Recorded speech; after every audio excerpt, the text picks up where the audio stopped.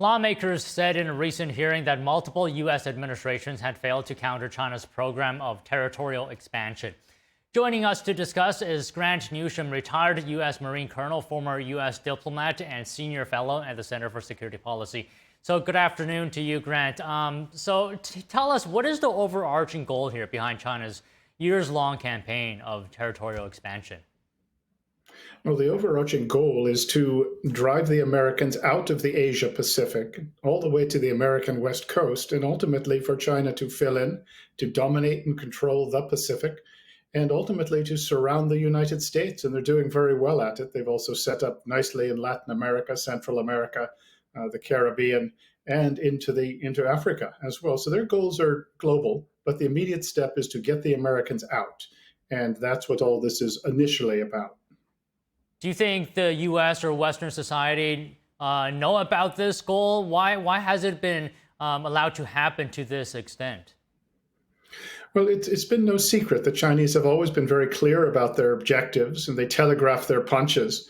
And all you had to do was pay attention. But the allure of Chinese money, the China market, has been just too great. So everyone, the business class, financial class, too much of the political class, that was responsible for letting China into the World Trade Organization, giving them most favored nation status. They basically knew what was coming, but they wanted the money. And ultimately, China has launched a very effective political warfare subversion campaign to make the Americans, the rest of the free world, actually go along. There has been no consistent, coherent pushback on the Chinese until the first Trump administration, and even they were facing huge problems internally from people like the Secretary of Treasury. And so it's really the smell of Chinese money, and very successful, it's a Chinese subversion against the people who might stop them. But it's been no secret. It's just been a collective decision not to recognize it. So hearings like this one they recently held is very good, but it does have an aspect of discovering gravity. This has been obvious for at least the last 15 years to anyone who cared to look. So how close is China in achieving this overarching goal? They've still got a ways to go. But if you compare where they were 10 years ago, it's breathtaking. Their influence throughout the entire region, and this is beyond, the Western Pacific.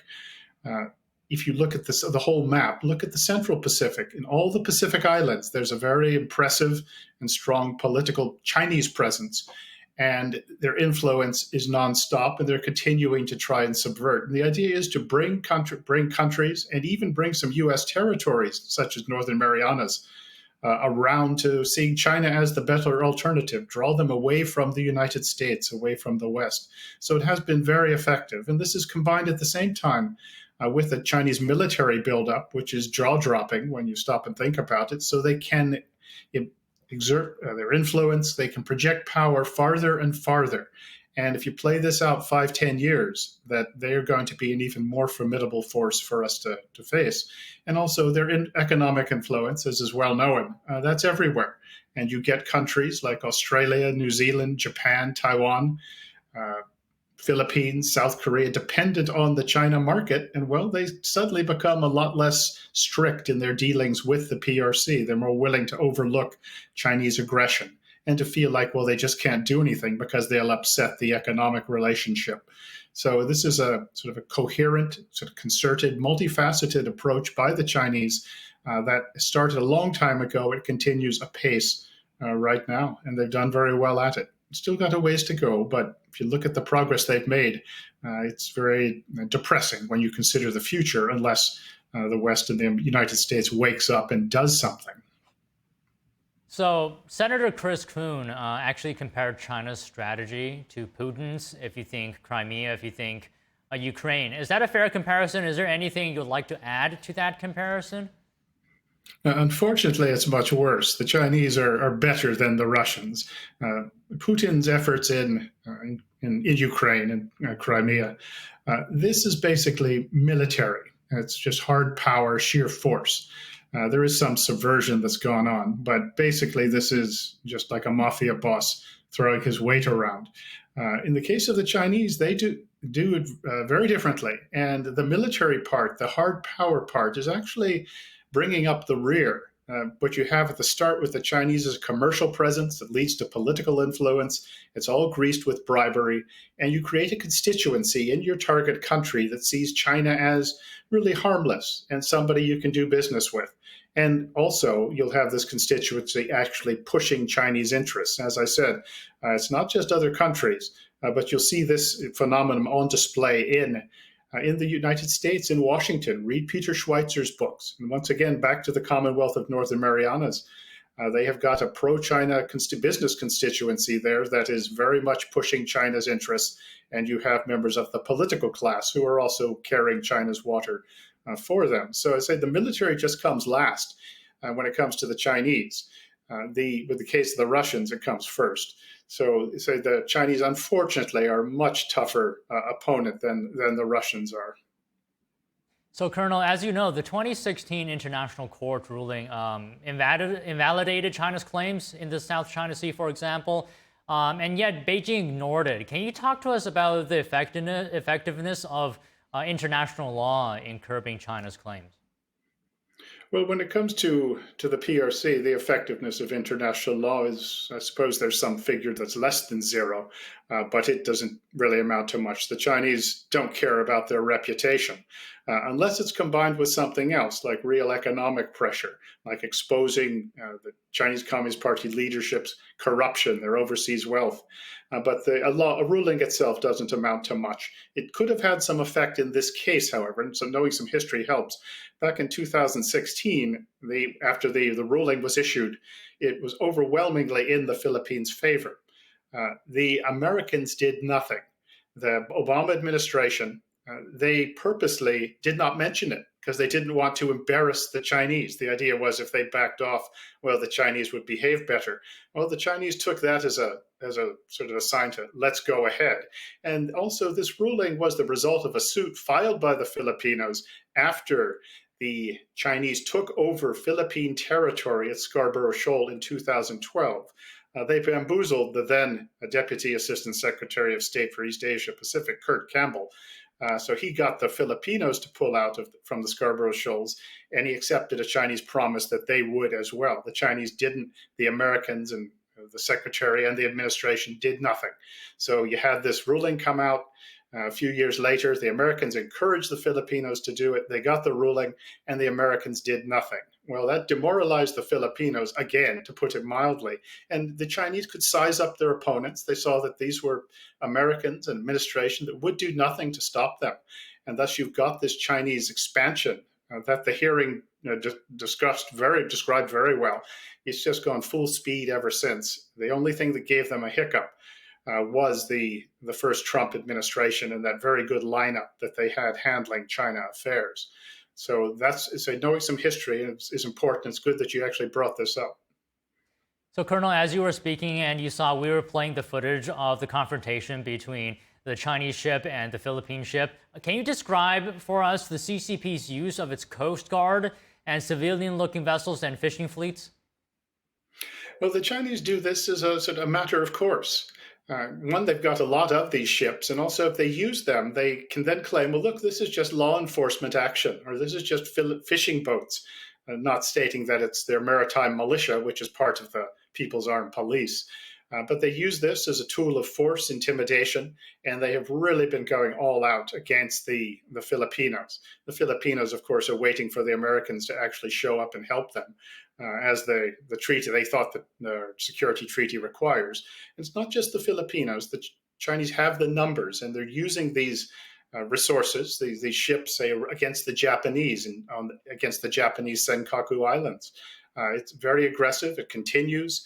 And they use it against the Koreans. They'll use it everywhere, but they've got the resources to do it. And the Chinese Coast Guard, the maritime militia, the fishing fleet have effectively had de facto control of the South China Sea since the late 2010s. So this is not a future problem, but it's really a tool in the Chinese toolkit, and they use it very aggressively.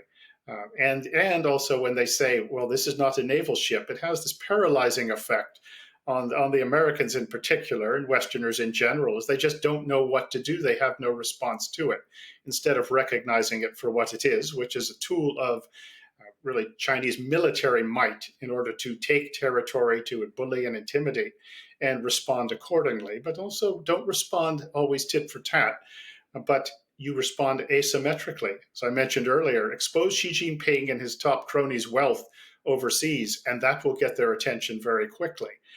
It's just one tool. So you can economic sanctions, stop allowing any technology exports to China. Don't allow Chinese investments in the United States of any sort. And that will get their attention. China tells you what they don't like. And one of the things that scares them, one is trade and also trade sanctions, but also the free nations getting together to defend themselves in unison. They hate that, and they will tell you that. So look at what the Chinese complain about and do more of it. And you'll have a pretty good strategy to employ.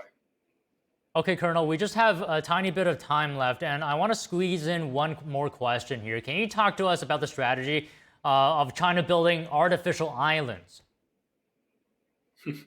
Well, that they've have used this to build these huge military bases in the South China Sea, contrary to the international law, the international court's ruling, and they have gone about this since started roughly about 2013, and now they have these really very substantial military bases in the South China Sea. It allows them to really assert and demonstrate their control, their domination, and also you can use it for offensive operations when the time comes.